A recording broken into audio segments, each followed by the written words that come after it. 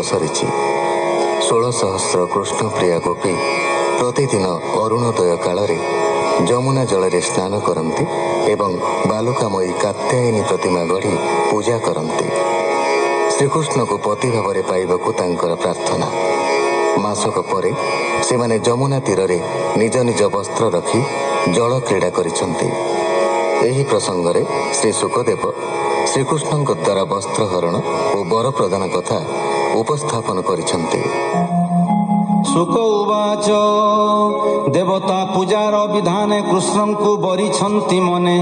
ଲାଜେ ରହିଲେ ଶିରପତି କୃଷ୍ଣଙ୍କୁ ଚାହିଁ ନ ପାରନ୍ତି। କୃଷ୍ଣ ଜାଣିଲେ ତାଙ୍କ ମନ ଗୋପୀଙ୍କି ହୋଇ ସାବଧାନ। ହସି କହନ୍ତି ଜନାର୍ଦ୍ଦନ ମୁହିଁ ଜାଣଇ ତୁମ୍ଭ ମନ। ଯାହା ମାଗିଲ ଦିଅ ପୂଜି ସେ କଥା ଅଛଇ ମୁଁ ହେଜି।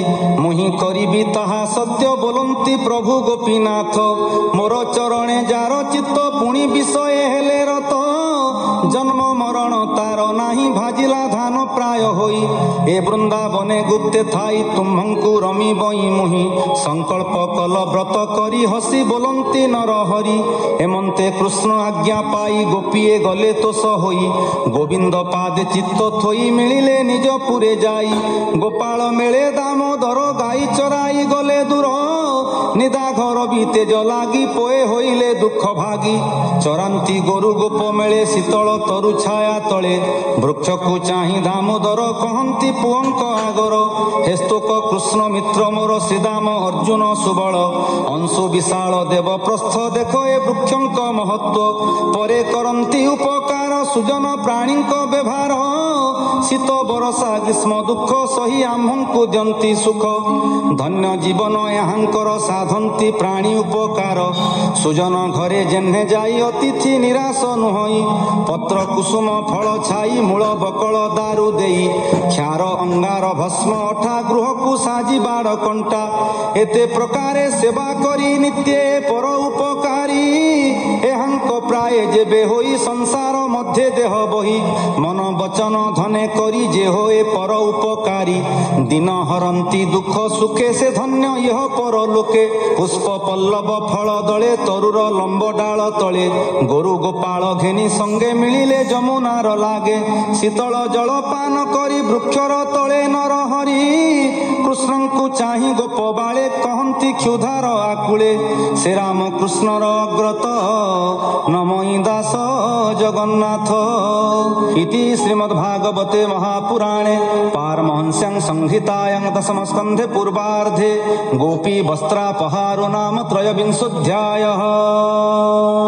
ଶୁକ ଉବାଚ ପରୀକ୍ଷେ ଚାହିଁ ଶୁକ ମୁନି।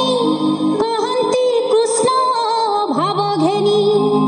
ବାଳକେ କୃଷ୍ଣଙ୍କୁ ଅନାଇ ବୋଲନ୍ତି ଶିରେ କର ଦେଇ। ହେ ରାମ କୃଷ୍ଣ କର ତ୍ରାହି କ୍ଷୁଧାରେ କମ୍ପୁ ଅଛି ଦେହି। ଆଣି ତ ନ ପାରିଲୁ ଅନ୍ନ ରାତ୍ର କଲ ବେଣୁ ସୋନ। ଘର ହୋଇଲା ଦୂର ପଥ ଆଜ ତ ହୋଇଲୁ ଅନାଥ।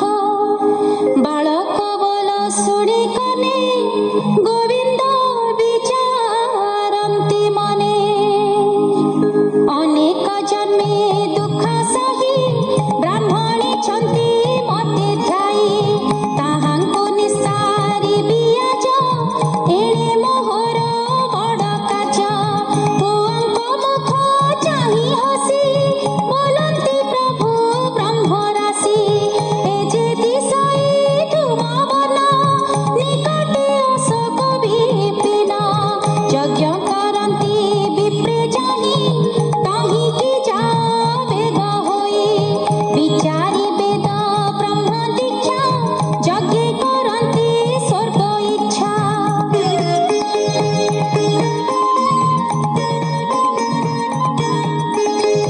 ଧନ ବସନ ଅନ୍ନ ଭୋଜା ଅତିଥି କରୁଥାନ୍ତି ପୂଜା। ଅତିଥି ମତେ ତୁମ୍ଭେ ଯାଅ ମୋର ମାଗିଲା ବୋଲି କହ।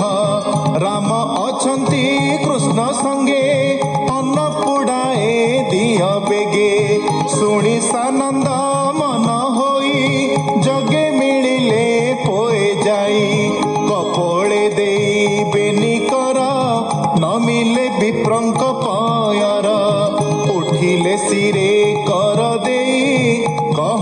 ବିପ୍ରଙ୍କୁ ଅନାଇ।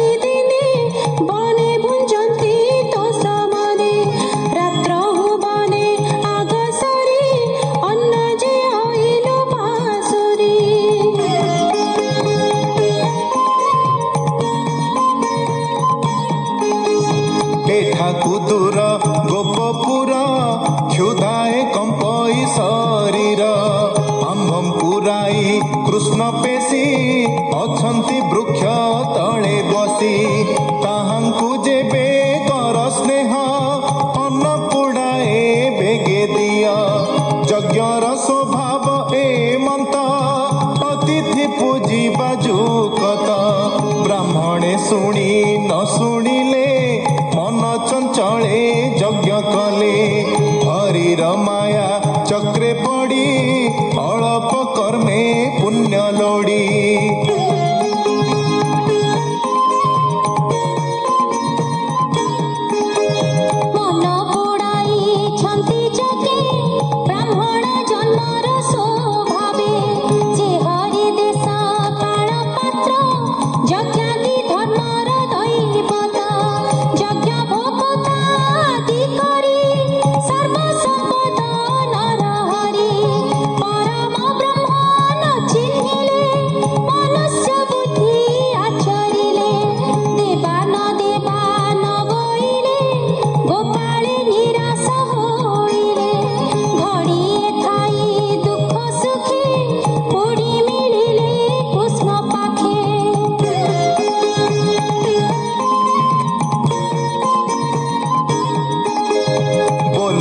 ଶିରେ କର ଦେଇ ଅନ୍ନ ମାଗିଲୁ ଆମ୍ଭେ ଯାଇ ତୋ କଥା ଶୁଣି ନ ଶୁଣିଲେ ଦେବା ନ ଦେବା ନ ବୋଇଲେ ଆମ୍ଭେ ଅଇଲୁ ଦୁଃଖ ପାଇ ଶୁଣି ହସନ୍ତି ବେନି ଭାଇ ବୋଲନ୍ତି ଶୁଣ ଗୋପ ପଏ ଯାଅ ବ୍ରାହ୍ମଣ ଘର ଯାଏ ବ୍ରାହ୍ମଣୀ ମାନେ ଛନ୍ତି ଘରେ ସେ ମତେ ଜାଣନ୍ତି ଅନ୍ତରେ